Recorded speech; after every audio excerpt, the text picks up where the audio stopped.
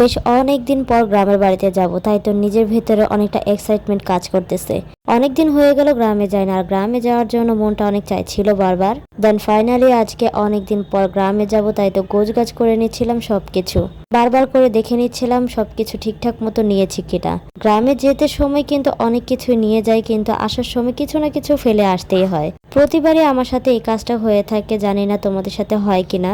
আমি গ্রামে যাব বলে আমার ভাগ্নি অনেকটা খুশি ছিল, তাই তো বারবার টাটা দিচ্ছিল। দুঃখের বিষয়ে আমি আমার ভাগ্নিকে নিয়ে যেতে পারলাম না, কারণ তার পরীক্ষা চলতেছে।